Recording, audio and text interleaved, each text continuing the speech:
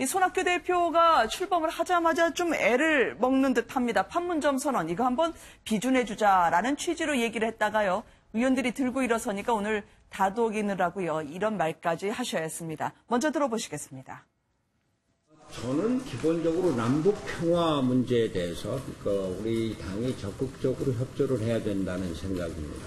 4.27 선언의 비준 문제도 우리가 적극적으로 나서야 된다는 생각인데 다만 그렇게 전체적인 국제적인 관계도 있고 해서 이것을 너무 조급하게 서두르지는 않았으면 좋겠다. 바른미래당은 정부의 대북 평화 정책을 적극 지지합니다. 다만 정부가 조급증을 가져서는 안 된다 하는 말씀을 꼭 드리고 싶습니다. 조급증, 성급증이 자칫 한미 간의 관계, 신뢰 관계에 의문을 품게 만들 수 있고 이것이 한반도 평화 정책에 아주 심각한 저해 요소가 될 수도 있다는 점을 나는 이게 조급해하지 말자라는 취지로 얘기한 건데 의원님들이 좀 잘 모르셨다라고 얘기는 하지만 여지는 계속이 되고 있습니다. 아니 우리가 지금 바른민주당입니까? 라고 의원들이 얘기할 정도로요. 펄쩍 뛰었는데요. 평소 말 수 없는 지상우 의원까지 나오더라고요. 네, 그러니까 4.27 판문점 선언 비준에 바른미래당이 적극적으로 협조해야 한다라는 취지는 분명하게 이야기한 것으로 보입니다. 네. 이제 그런 거에 대해서 바른미래당 의원인 이제 지상우 의원이 성명서까지 냈어요. 그러니까 결코 네. 동의할 수 없고 이 돌출 발언의 입장을 제대로 좀 밝혀라라고 이제 입장을 밝히라는 촉구까지 했는데, 그러니까 어차피 이 대북 정책에 관련된 문제가 사실 어떻게 보면 우리 정치상 그 편을 가르는 가장 좀 중요한 그런 기준이 되거든요. 근데 이걸 지금 서로 다른 의견을 가진 그 두 계파가 같이 모여 있는 게 바른미래당인데 이런 바른미래당 안에서 그 당대표가 이런 식의 이제 뭐 판문점 선언 비준을 이야기하면서 어떤 내부의 협의 과정을 거치지 않았다. 이렇게 되면 당연히 이렇게까지 갈등이 불거질 수밖에 없는 건데 너무 좀 조급하고 성급하지 않았나 싶은 그런 측면이 있습니다. 저는 이게 고질적인 한국 정치의 병폐라고 봅니다. 네. 이게 지금 정당 정치 안에서 일어나는 계파 갈등으로 저는 보는데 그러세요? 태생적으로 바른미래당이 이런 결과를 가질 수밖에 없는 것이 이제 중도 개혁이라고 하는 국민의당 그리고 이제 보수라고 평가되는 바른정당 이 둘이 합쳐지면서 어떤 안보 문제에 대해서는 좌클릭을 할 것이냐 우클릭을 할 것이냐 이것이 뭐 대선 과정을 거치고 지금 6.13 총선을 거치면서도 아직까지 본인들 당에서도 이 정책이 안 됐단 말이에요. 그런데 손학규 대표 같은 경우에는 국민의당 출신 쪽으로 좀 봐야 되겠죠. 그리고 나머지 지금 최고위원들은 바른정당 출신이기 때문에 이 중도와 보수 관련해서는 이 계속 이념적으로 나올 수밖에 없고 이게 태생적인 한계로서 바른미래당이 여기서는 좀 부딪힐 수밖에 없지 않는가 이렇게 생각합니다. 지금 이 손학규 대표가 좀 만 70세 아니세요. 이 경륜으로 올드보이란 말을 들으면서까지 이제 어렵게 대표가 되셨는데 다른 분들 벌써부터 이렇게 견지하시는 분들은 이 손학규 대표를 보면 안철수 전 대표가 보인다 그렇게 생각해서 하는 걸까요?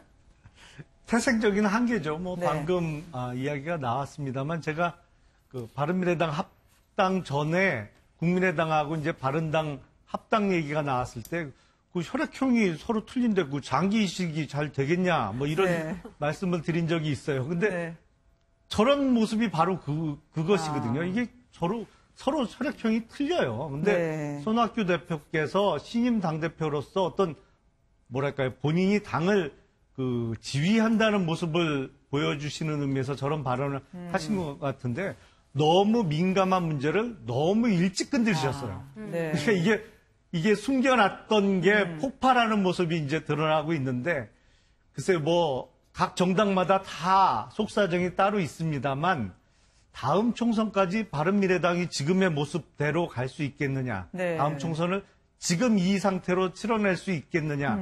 좀 두고 봐야 될 것 같은데요. 네. 그러니까 수요를 했어도 이게 좀 사람 살리기는 쉽지 않을 것 같다는 말씀이신가요? 서로 혈액형은 같아야 되는데 틀려요. 이게. 근데 그동안 이제 활동이 거의 없었던 지상욱 의원이 이제 갑자기 이런 데서 자신의 목소리를 낸 거로 봐서 약간 이런 것도 조금 가늠해 볼 수가 있어요. 그러니까 손학규 의원이 대표가 되면서 바른 계파 쪽에서는 약간 좀 이거를 당을 다시 쪼갤 준비를 하고 있는 것 아니냐. 이제 이런 움직임도 조금 보입니다. 전대에 사실은 유승민 의원은 안 나오고요. 이혜원 의원도 안 나오고 불참자가 너무 많고 이제 그런데다가 워낙 그 전대 때부터 뭐 안철수 전 대표의 어떤 그 뒷 정치가 있다느니 뭐 이런 식의 이야기도 계속 나오면서 갈등이 계속 있었잖아요. 이제 그런 데다가 또 이제 김무성 자유한국당 의원 같은 경우에는 뭐 공화주의 운운하면서 약간 뭐 유승민 의원이 평소에 하던 것들을 가져다 쓰기도 하고요. 이렇게 보면은 이제 결국에는 우리는 사실 그렇게 크게 다르지 않았다라고 하면서 되돌아가는 거로 수순을 밟지는 않을까 좀 이런 예측도 가능하다고 생각합니다. 근데 지상욱 의원이 갑자기 이렇게 나왔다고 하는데 지상욱 의원이 그 수도권에서 그 전패하는 와중에서도 이분이 한국당으로 아마 당선이 되신 유일한 분일 거예요. 그리고 바른미래당에서도 활동을 꽤 중진으로 하셨죠. 그 안에서는. 근데 바른미래당과 이제 국민의당이 합쳐지면서 이제 많이 이제 안 보이시다가 이번에 이제 의견을 내신 건데 이제 그 말씀을 들으면은 좀 지상욱 의원이 좀 섭섭해 하실 것 같아요. 네. 뭐 유승민 의원 쪽에서는 어떻게 생각할지 모르겠습니다만 이게 손학규 대표가 본인 정치를 하려 한다라는 말도 나오긴 하지만요. 또 손학규 대표 입장에서는 억울하다. 어떻게 이렇게 초장부터 두들기면서 견제하냐라고 생각할 수도 있을 것 같아요. 당사자는 어떻게 느낄까요?